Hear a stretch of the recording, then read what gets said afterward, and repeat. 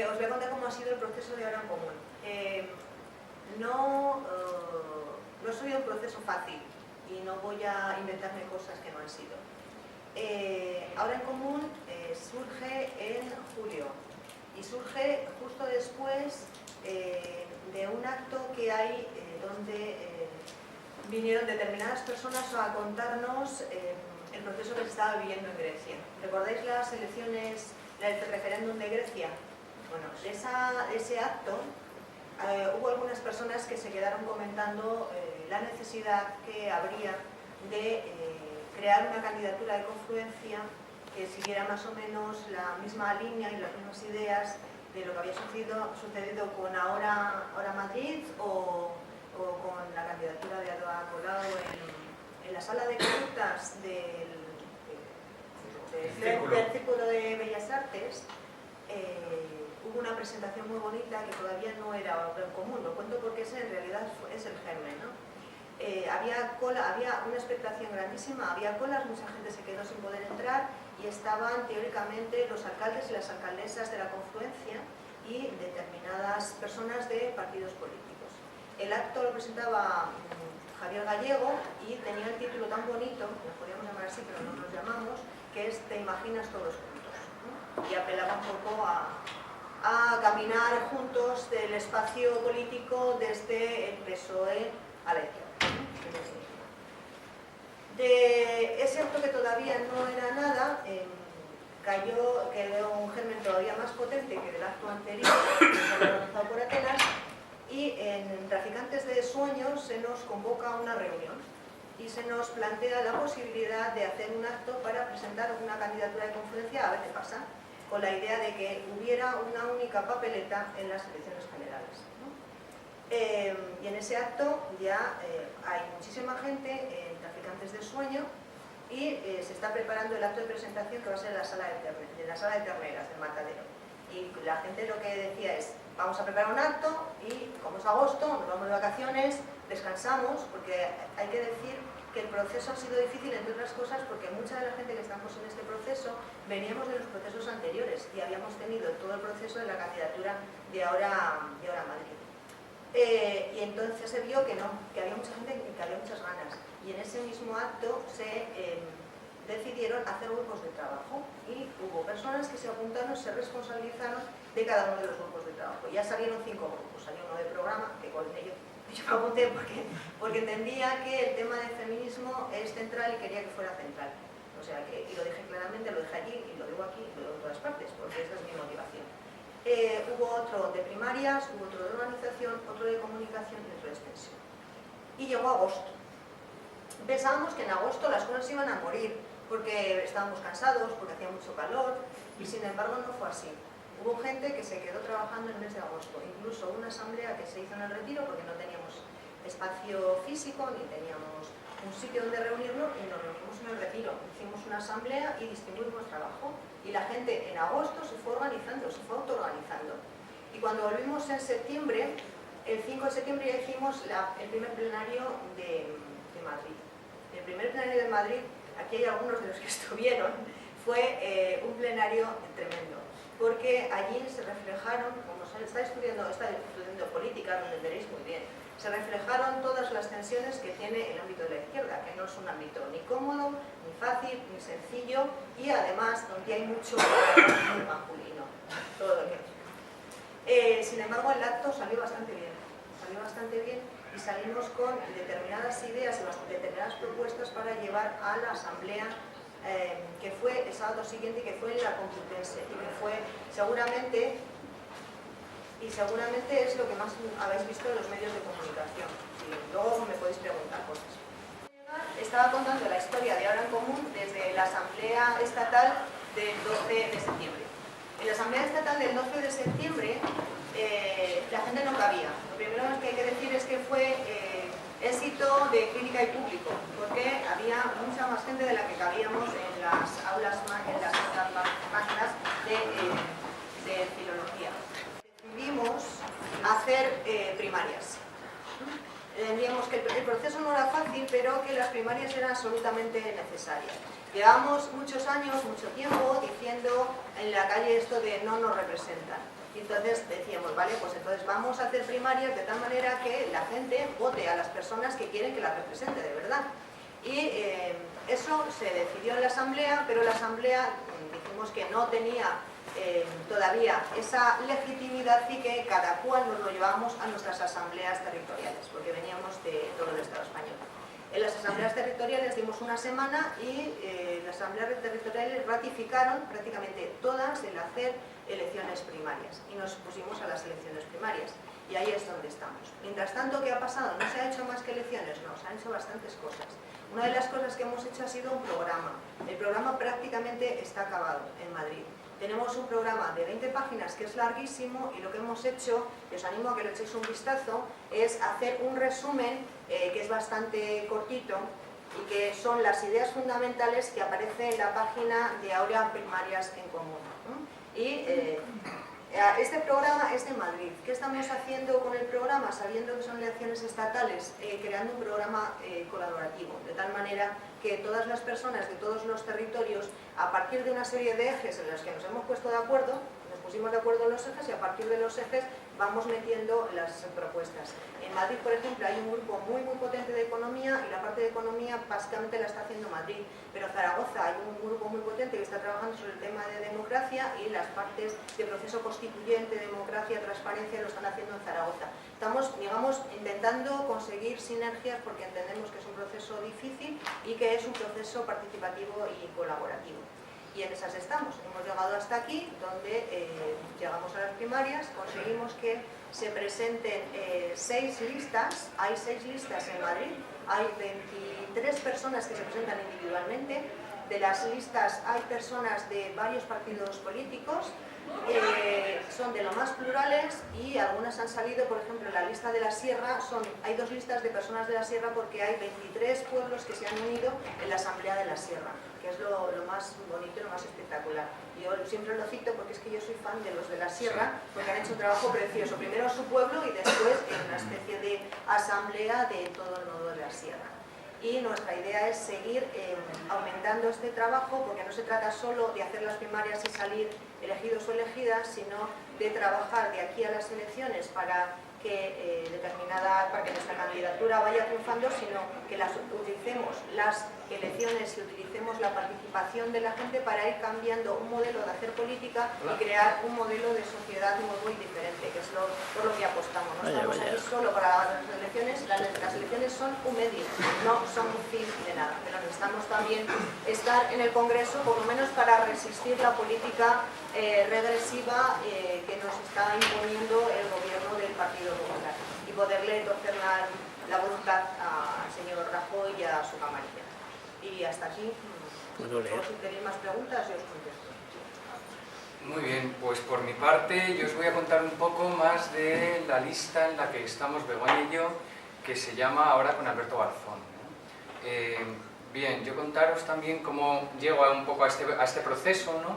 En realidad yo estaba dando clase en una universidad chilena, yo había estado dando aquí clase anteriormente en la Complutense, también estuve en la Autónoma y en la Universidad de Alicante, pero vamos, después de estar aquí en la Complutense, pues me fui a Chile y de allí me llaman para firmar el manifiesto inicial de Ahora en Común. Yo no conocía a la gente que me llamaba, era un antiguo estudiante que yo había tenido en un curso de un par de días, un posgrado, y simplemente yo no me acordaba de él, pero me escribió, muy amable, me enseñó el manifiesto, yo lo leí y me gustó mucho la música que se desprendía de este manifiesto.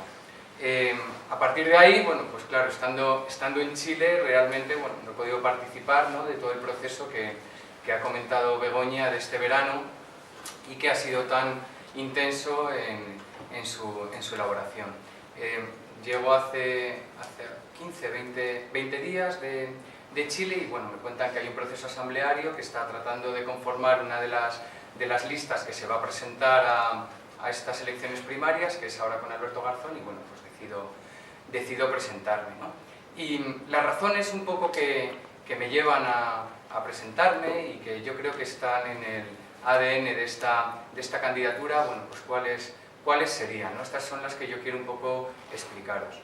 En primer lugar, creo que es muy necesario, estoy convencido de ello, de que es muy necesario en este momento conformar una opción política clara, de izquierdas, que se base en valores, en principios, que apueste por la democracia, pero no la democracia de exportación, no el discurso de vamos a democratizar las instituciones, vamos a democratizar la cultura política del país, que me parece básico y muy necesario, sino vamos a comenzar también haciendo esto desde una democracia cercana, una democracia como a mí me gusta llamarla, en realidad, bueno, aquí esto es una expresión, ¿no?, que utilizaban ya en los 60 autores que quizá vosotros en ciencia política habéis estudiado, como Sheldon Walling, ¿no?, a partir de sucesos tan interesantes como los que se dieron alrededor de las universidades norteamericanas allí, que es una democracia con D minúscula, ¿no? ¿Y qué significaba una democracia con D minúscula? Significa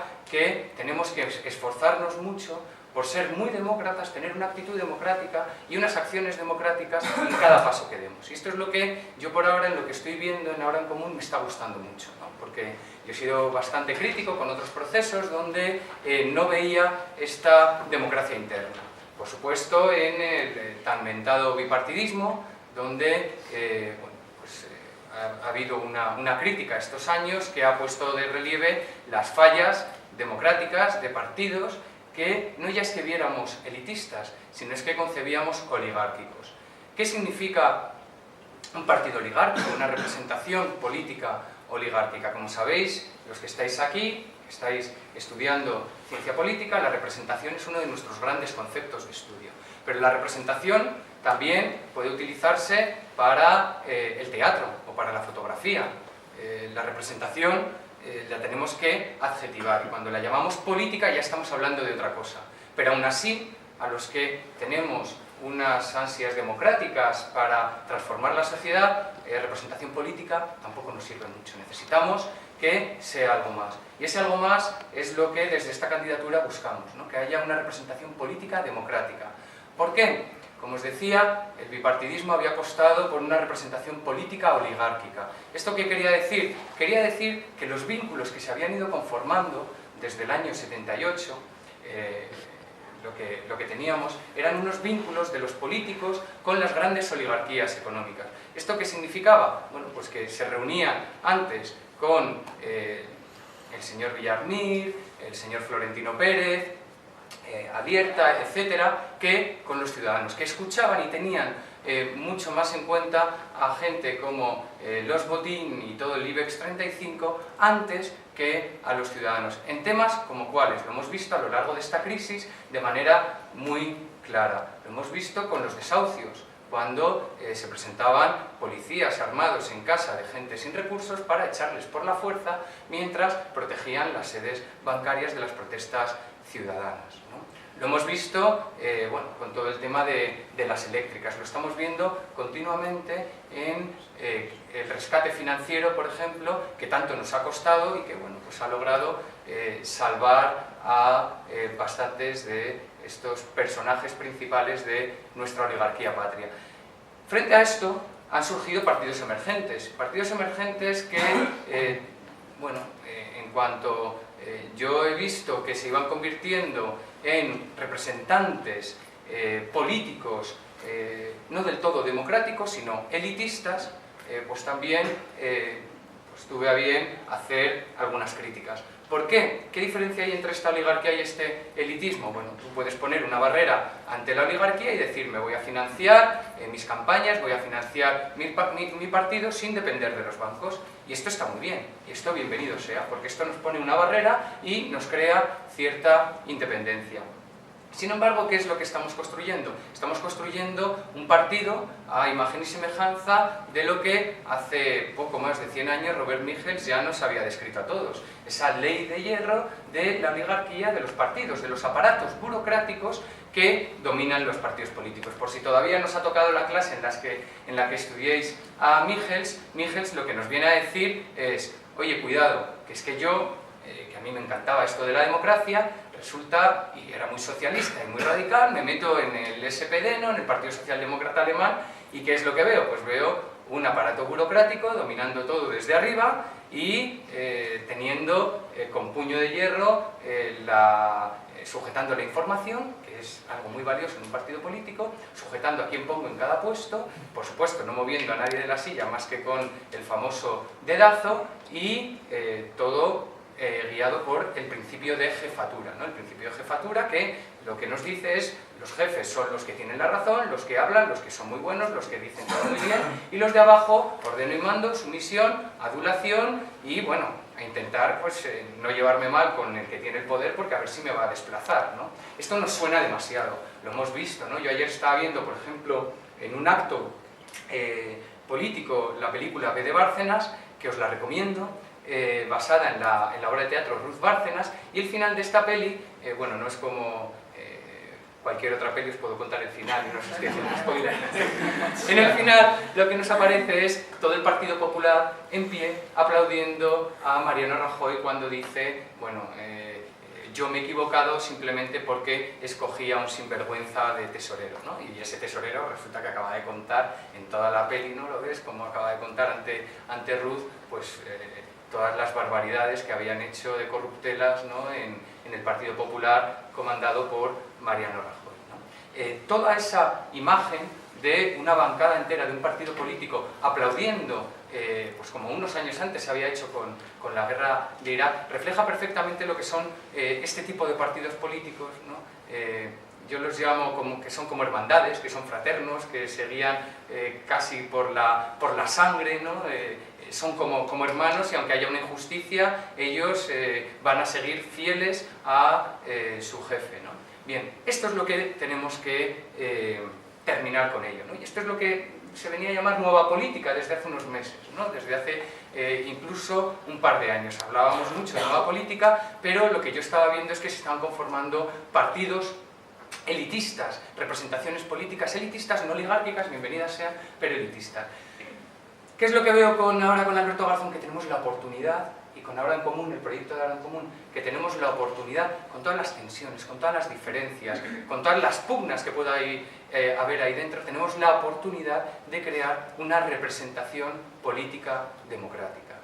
Y para eso, bueno, ¿qué es lo que se lleva? Bueno, pues en el programa se va a llevar cuestiones que tienen que ver con la participación ciudadana, las consultas, referéndums, iniciativas legislativas populares, allá por donde y cuando se pueda presupuestos participativos, todas estas cuestiones básicas de democracia muy de base, ¿no? También estamos hablando de tratar de conformar, y ese es uno de los ánimos con los que yo me presento, una organización donde las rotaciones sean muy ágiles, ¿vale? También donde los revocatorios sean claros y sean sencillos, donde no tengamos trampas técnicas, ¿no? Que digamos revocatorio, pero luego para iniciar un revocatorio se necesitan 1 millón de firmas, venga, vale, pues como si he dicho cualquier otra cosa porque no me va a servir, ¿no? Por tanto, estamos hablando de mecanismos que nos ayuden a esta democracia con D minúscula. Y estas primarias a mí me parecen que están siendo un ejercicio muy interesante del que estoy orgulloso de participar, porque yo decía, wow, me meto en las primarias de todo un proceso político donde yo además he estado en Chile, no he sabido muy bien cómo se ha hecho y con lo que yo he criticado otro tipo de primarias, a ver dónde me voy a meter, ¿no? Y por ahora estoy tranquilo, estoy contento, ¿no? ¿Por qué? Porque sabemos las ventajas y desventajas de las primarias. Las primarias tienen muchas ventajas, pero sabemos que tienen desventajas y tenemos que decirlas. ¿Cuáles son? Y así las analizamos, ¿no? Cuando empezamos a ver que esto se daba en nuestra comunidad política. Bueno, tiene la desventaja de que hay candidatos que pueden ser muy mediáticos, que pueden tener una organización muy fuerte detrás y que gracias a eso pues logran tener más votos que otros candidatos menos conocidos, ¿no? Esto, el propio Alberto Garzón, yo recuerdo cuando empezaron todo esto de las primarias, hizo un artículo sobre estas cuestiones y criticando las primarias por aquí, aunque bueno, sacando las ventajas que tenían por otro lado. Aparte de eso, las primarias dependen mucho de la letra pequeña. de qué sistema de traducción de los votos luego en representación se utilice. En estas primarias vamos a utilizar un sistema que se llama Doodle. Este sistema es un sistema de voto ponderado por el cual cada uno puede ordenar a su gusto la lista de candidatos y de candidatas que se presentan. Al ordenarlo, lo que vamos a tener es una ponderación del voto. El primero que pongáis en la lista va a contar por 1. El segundo, 1 entre 2, 0,5. El tercero, 0,3. El cuarto, 0,25 y así, ¿no? ¿Esto qué es lo que va a facilitar? La integración de diversas listas, de diversos candidatos que vienen de aquí y de allá. Es un método de integración de minorías, pero además la lista completa creo que eran 36 puestos, pero... ¿Cómo?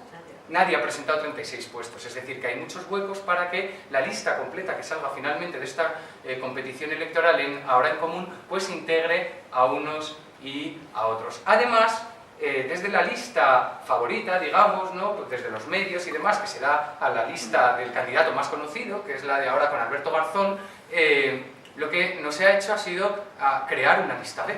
En otros procesos tú creabas una lista B. Es una trampa muy de politólogos, ¿no? Porque nosotros no sabemos muy bien los detalles, ¿no? Los temas. Entonces tú creas una lista B y dices, bueno, mi lista A copa los primeros puestos, pero luego tengo la lista B que digo, pues ahora con Alberto Garzón también, imaginaos, ¿no? Y es la lista B y se crea... Y entonces, bueno, pues ya tienes las dos favoritas y ya tienes toda la lista hecha, ¿no? Bien, aquí no tenemos lista B, ni oculta, ni disfrazada, ni nada. Entonces, bueno, estoy muy contento de poder venir a un acto y decir, me presento a unas primarias de esta manera. Con las desventajas que pueda tener, a mí me gustaría, por supuesto, un proceso mucho más largo, donde candidatos no conocidos pudieran darse a conocer. Fijaos lo que está pasando en Estados Unidos con Bernie Sanders, ¿no? Un tipo que en principio no era conocido para el gran público y ha empezado a coger carrerilla y ya le está disputando a Hillary Clinton pues la cabeza del Partido Demócrata, ¿no? Bueno, pues unas primarias que se alarguen en el tiempo, claro, no tenemos ni el tiempo ni los recursos, ¿no? para hacer esta cuestión. Por tanto, cuestiones de democracia importantes dentro de la candidatura de ahora con Alberto Garzón, importantes también en la candidatura nuestra particularmente. Más cosas que tienen que ver con esto, con la candidatura en sí. El programa de ruptura.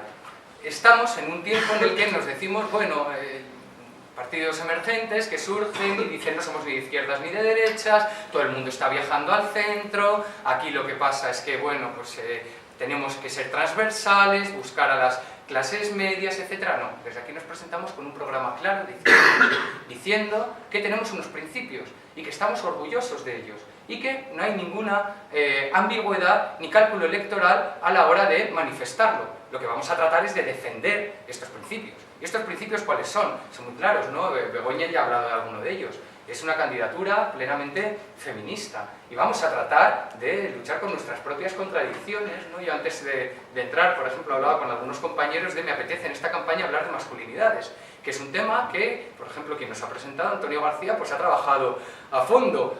Conozco otros colegas que también han trabajado esto y digo, bueno, pues a ver si me pongo para sacar temas de este tipo que desde mi perspectiva, los conocimientos situados es algo muy importante dentro del feminismo, ¿no? Podemos sacar en la campaña y tratar de avanzar en ello. Claro, tenemos candidatas que son referentes para el feminismo, como la que tengo aquí al lado, que es Begoña, ¿no? Y hay una sensibilidad importante. Pero también es una candidatura no solo feminista, es una candidatura ecologista, donde vamos a presentar un programa que sea valiente en esto, porque estamos en una situación absolutamente desastrosa.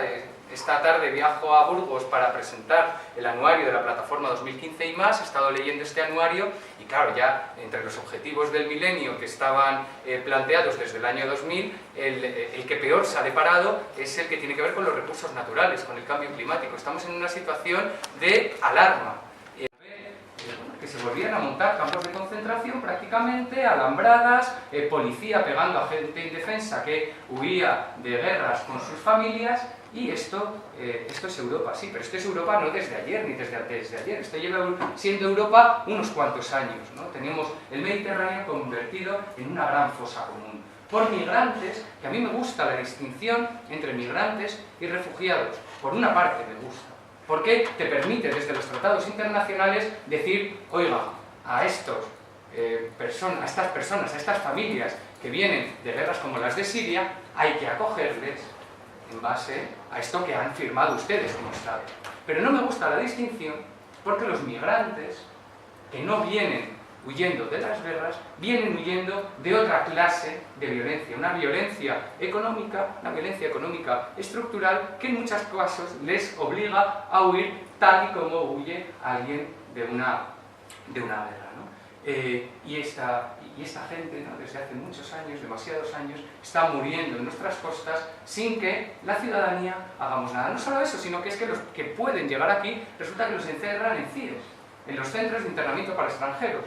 Que no sé si habéis visto alguno, tenemos uno en Aluche que parece todo muy bonito, de Ikea, parece una tienda de Ikea, pero con todas sus rejas, y son sitios durísimos, ¿no? Son cárceles, por incumplir lo que es simplemente una falta administrativa, que es el no tener papeles. Luego las deportaciones forzadas. Y lo que crea esto es mucho miedo a una parte de la población, una parte de nuestros vecinos y de nuestras vecinas que no puede emprender proyectos de vida, que no puede transitar libremente por las calles porque tienen el miedo a ser encerrados y luego deportados. Frente a esto, lo que desde esta candidatura vamos a plantear es hablar y plantear directamente, de manera pedagógica, debatiendo, discutiendo, luego cuando tengáis el turno de palabra lo podemos confrontar, ¿no?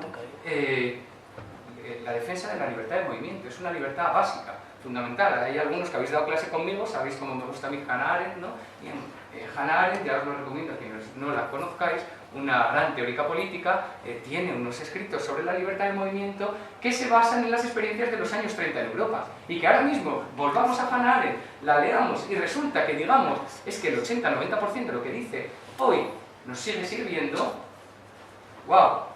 Es duro, es duro. Me gustaría contaros dos cosas que me parecen importantes, que he pasado por encima. Y una es el tema de cómo nos hemos organizado. Porque las elecciones municipales no fueron nada fáciles, pero han sido peccata minuta para las elecciones generales. El proceso de construcción, ¿cómo podría definirlo? Un proceso en construcción. Estamos en construcción permanente además. La idea es crear una organización desde abajo de verdad y eso se construye básicamente en asambleas, lo que significa que se necesita mucho tiempo. Víctor lo ha dicho en un momento determinado, esto habría sido ideal que hubiera sido el año que viene, para que nos hubiéramos dotado de una estructura con un músculo más fuerte, pero no hemos tenido el tiempo suficiente. Pero en cualquier caso, lo que estamos es, nos hemos constituido en asamblea, en grupos de trabajo. Esos grupos de trabajo se organizan en una cosa que hemos llamado nodos, que en realidad son asambleas provinciales. Esas asambleas provinciales tienen unas personas que han sido elegidas y nos hemos constituido en un consejo estatal.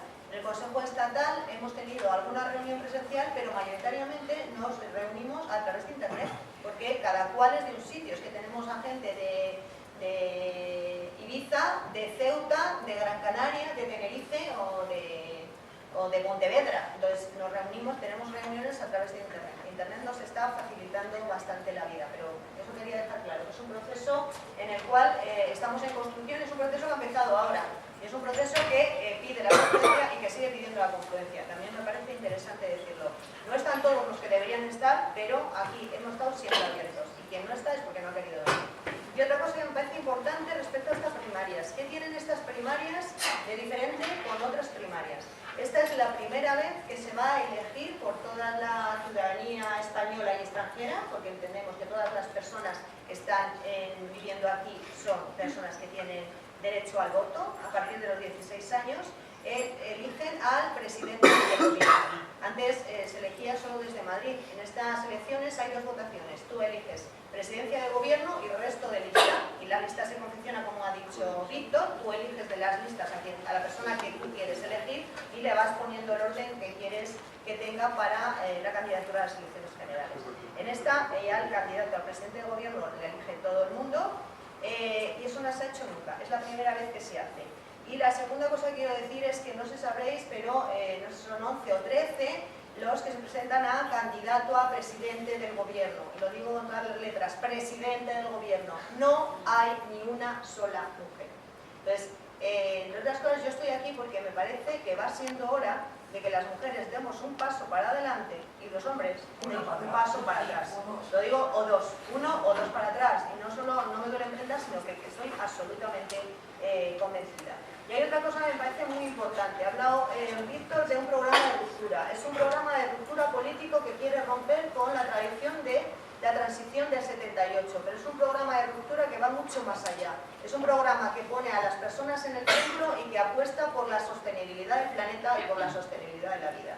Partir de la lógica de la sostenibilidad del planeta y la sostenibilidad de la vida es cambiar completamente de modelo económico. Estamos en un modelo económico que es absolutamente capitalista y patriarcal. Partir de la sostenibilidad del planeta y de la sostenibilidad de la vida, que es la única que nos va a hacer sobrevivir como especie, significa dar una vuelta de 360 grados a este sistema que, si seguir así, va a aniquilarse por el mismo.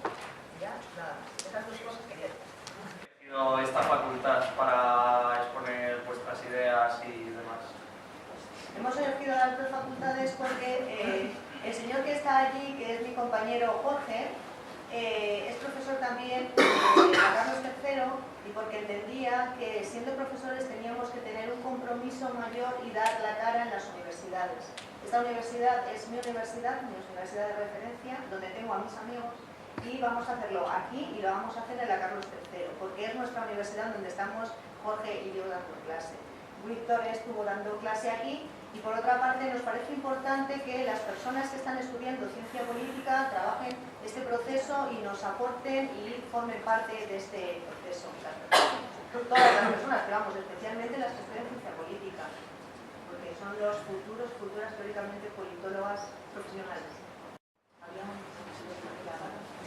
Y ya que estamos, ¿qué queréis hacer con las universidades? Una pregunta interesante, creo, para todos los que estamos aquí, en tanto que todavía nos queda un buen trayecto. El resumen que os decía, el programa de mínimos, lo que intentamos es paralizar la reforma que planteó Ver, y estamos contra la estrategia 2015. Ese es uno de los elementos. Otro de los elementos distintivos del programa es que apostamos por lo público. Cuando apostamos por lo público, apostamos por la educación pública para todas las personas y no estamos de acuerdo ni con el 3+2 ni con la política que se sigue en materia de política de personal, que probablemente los profesores y las profesoras somos personal de los que menos ganan, porque soy asociada y gano 296 euros.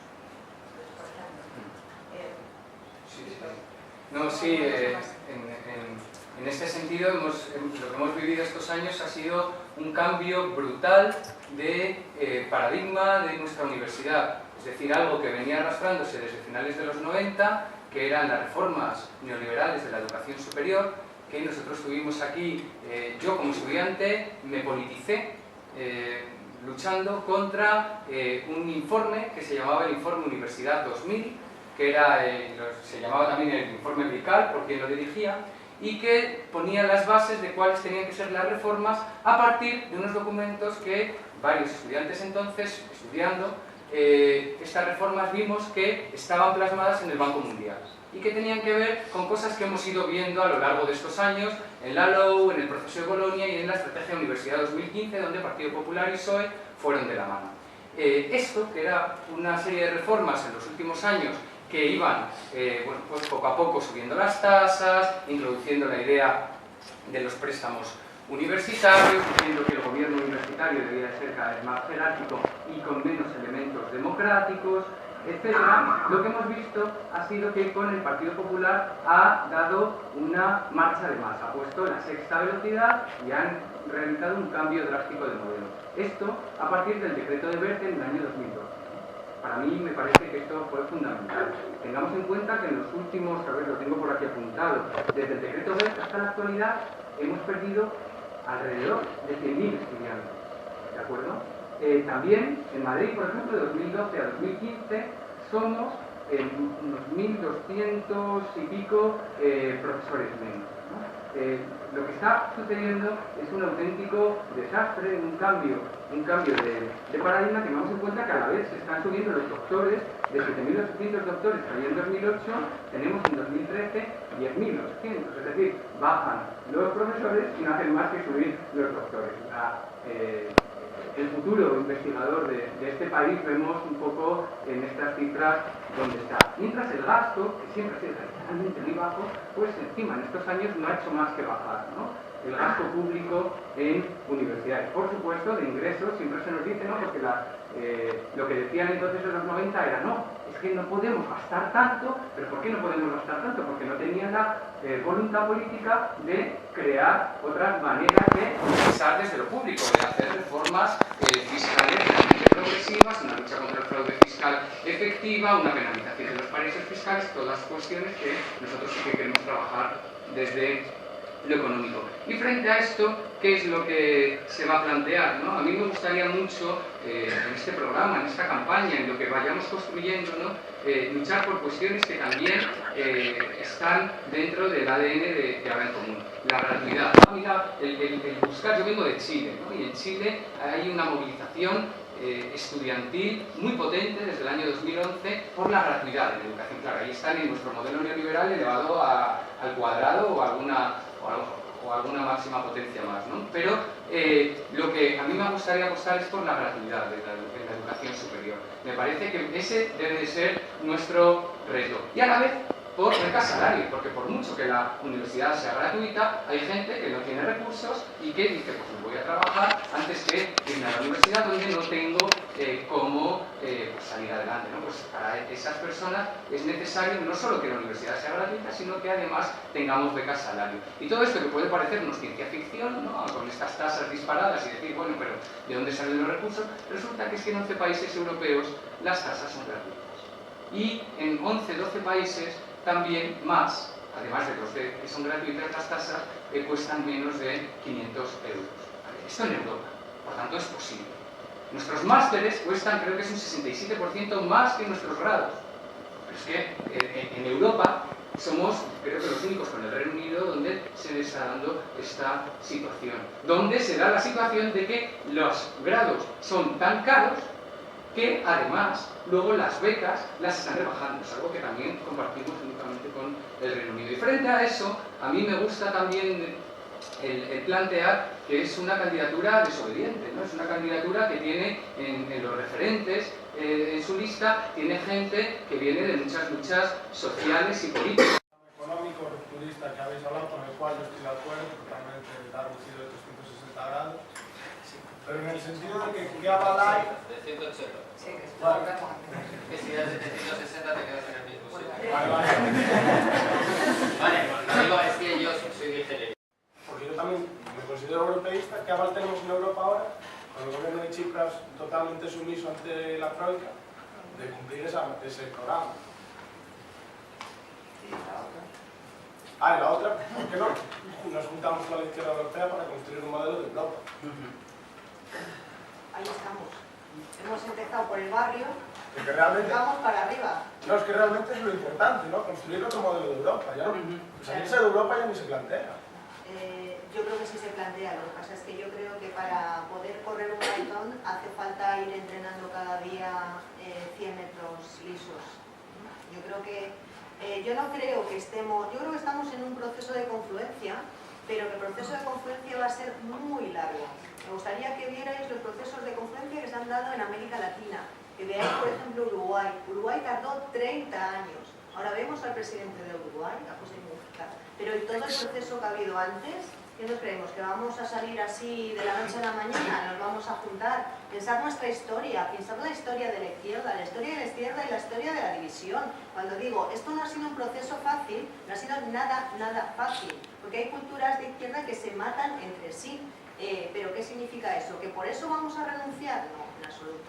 Hay algo que me parece importante. Cuando hablamos de un proceso o un programa de ruptura, no estamos hablando solo de un programa de ruptura, digamos, maquillada, ¿no? Sino de un proceso de ruptura en lo importante. No solo he dicho de modelo de Estado, no solo de modelo económico, sino cuando estaba pensando en la universidad, tenemos que romper este modelo y crear personas críticas. La universidad está sirviendo como fábrica de futuros parados o activos o activas de mano de obra. Les parece que es un elemento solo para darte una formación técnica.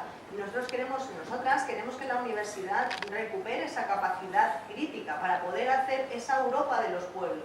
Una de las cosas que decimos en el programa, decíamos, nos oponemos a la Unión Europea, y entonces en el grupo de programa decíamos, no nos oponemos a la Unión Europea, nos oponemos a la institución de la Unión Europea, pero estamos con la Europa de los pueblos. Hace pocos días han venido mis compañeros y mis compañeras de las Euromarchas. Las Euromarchas les ha pasado de todo, les han detenido, pero hemos construido eso.